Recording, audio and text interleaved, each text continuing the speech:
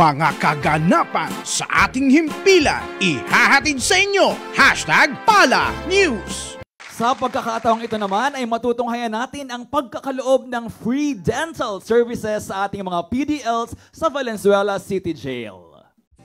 Kabilang ang libreng dental services sa mga serbisyong ipinagkaloob sa isinagawang legal, medical, dental at optical jail visitation and decongestion program ng Public Attorney's Office sa Valenzuela City Jail.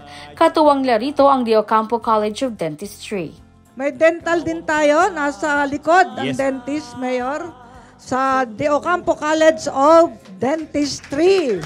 Sa panguna ni Doc Martino at Doc Sales. Napansin nga natin na napakarami ngayon nagpapabunot. Mukhang ngayon ang talagang hindi sila napupuntahan ng mga dentista dito. Kasama rin nagbigay ng libreng bunot, dental check-up at oral healthcare education para sa mga persons deprived of liberty o PDLs, ang dentist ng Public Attorney's Office na si Doc Donna. Ako po si Dr. Donna Dizon, dentist po ng Public Attorney's Office. Magandang opportunity na nagkakaroon ng ganitong pagtitipon, yung mga dentist, medical, kasi nabibigyan namin ng service yung mga PDLs, lalo na sa mga nangangailangan sa mapagbunot ng ipin, yung mga medical na pangangailangan nila.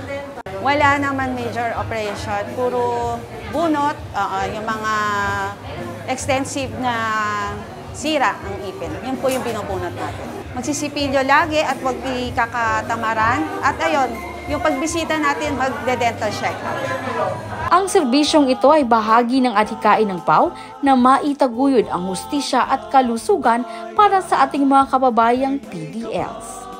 Kay Chief Acosta, maraming salamat po sa mga opportunity, sa pagtitiwala po sa amin at nakakasama po kami sa ganitong service. Para sa #PalaNews, ako si Geraldine Ranyes, Persida Acosta, hustisya para sa masa, katarungan laban sa kahirapan.